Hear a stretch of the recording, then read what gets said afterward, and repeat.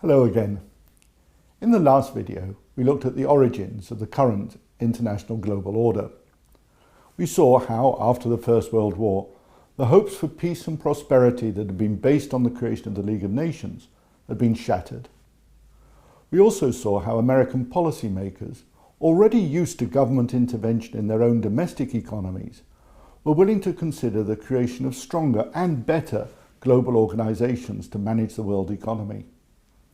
So in this video, we're going to see how they translated these ambitions into reality on the governance of international trade.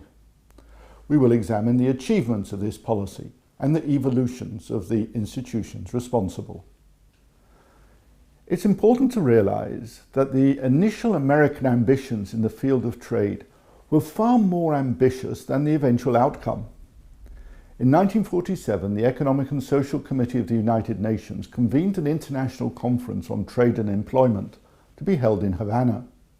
It's interesting to note that international trade was deliberately linked to considerations for maintaining domestic full employment and promoting industrial development among poorer nations. The conference indeed reached an agreement on an ambitious set of rules governing tariffs, quotas, subsidies, state trading, cartels, and international commodity agreements. And governing the whole structure was to be an international trade organization with its own investigative arm and policy decisions taken by majority voting. In March 1948, this agreement was actually signed by 53 countries. But it was then that things started to go wrong. Although for the Americans, the agreement had been negotiated by a Democratic administration, Congress was under the control of the Republicans, and they were resentful about sacrificing such sweeping powers, especially Congress's own powers, to an international organization. So as a result, the administration held off from presenting the agreement for ratification. And as long as the United States was unwilling to ratify its own creation, everyone else waited and waited and waited. And when a Republican, President Eisenhower, was elected, the plans for ratification were quietly forgotten. The International Trade Organization was never formed. Instead, the world had to wait until 1995 for a permanent organization to govern world trade. Meanwhile, in 1947, a provisional framework for agreeing tariffs had been negotiated, and in January 1948, it came into effect for 23 founding countries. The General Agreement on Tariffs and Trade provided for non-discrimination among its members and created procedures for negotiating tariff reductions and rules for the creation of free trade areas and customs unions. The tariff reductions are usually conducted under rounds, under what are called the principal supplier rule. Basically, what this involves is that the largest suppliers of goods will approach representatives of their main markets and ask for improved access in the form of lower tariffs, and then they'll make concessions in return. In this way, a network of provisional bilateral agreements will be concluded among the major trading partners, and when these are all folded into each other and their benefits extended to all member states regardless of their participation under the non-discrimination principle, you have an agreement.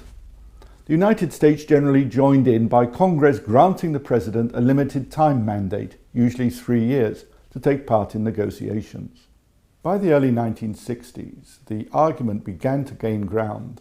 The development in the so-called terms of trade, in other words, the failure of commodity prices to keep up with those of manufactured goods, meant that the less developed countries were losing out from the growth of international trade. The initial International Trade Organization had had a mandate to tackle such problems, but GATT did not. So the underdeveloped countries pressured the United Nations to call a special conference on trade and development, the UNCTAD, and this met in Geneva in 1964. Now, aside from granting GATT members the opportunity to offer trade preferences to poorer countries and obtaining some extra borrowing facilities from the IMF, the meeting agreed to establish UNCTAD as a standing conference, coming together every 4 years. Now, aside from an early success in creating non-reciprocal preference arrangements for the poorest countries, UNCTAD conferences soon degenerated into confrontations between mutually antagonistic clubs of rich and poor, or North and South.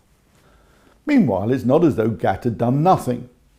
On the contrary, since the 1960s, it had contributed to a significant reduction in industrial tariffs, especially among developed industrial countries. However, many problems remained. Agricultural protection remained pervasive, and new import restrictions often remained in sectors of textiles and electronics. Non-tariff barriers became more important in trade policy. Preferences towards poorer countries removed the pressure on them to reduce tariffs. This, by the way, didn't stop them from condemning the GATT as a rich man's club. And in addition, huge swathes of the economy, including purchases by governments and the whole service sector, seemed to escape the pressure to become more open.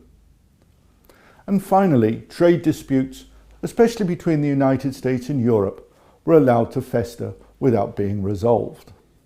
Now, it's partly because of these difficulties that the GATT was replaced by the World Trade Organization in 1995.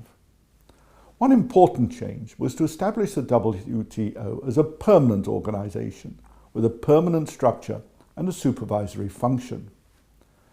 It also established a dispute settlement mechanism with the possibility of imposing sanctions and penalties. This mechanism has been relatively underused, and the debate is still ongoing whether simply having it there as a threat might possibly have made a difference. And finally, the WTO's remit was extended to cover trade in services and trade-related implications of intellectual property rights. Even so, the new organisation has its problems, not least of which is the effort to conclude the Doha round of trade talks that started in 2001. The only result to have emerged so far was an agreement reached in Bali in December 2013 for a reduction in bureaucratic barriers to trade. All the other problems bedeviling the GATT seem to have carried over into the WTO. In addition, it's much less ambitious in its remit than the original failed International Trade Organization, and trade policy still tends to be seen as separate from other concerns such as employment, development and the environment. So let's sum up then. In this lecture we've looked at the emergence of an international trade organisation after the war, and we've seen how its ambitions were never realised. In its place, world trade came under the aegis of the GATT, which did succeed in reducing industrial protection, but not much else. The efforts of the less developed countries to link trade concerns with questions of development in the UNCTAD also failed. And then we saw the emergence of the WTO, with a wider remit and stronger capacities than the GATT, but it still has to demonstrate its capabilities. In the next video, we'll turn our attention to the world's financial system.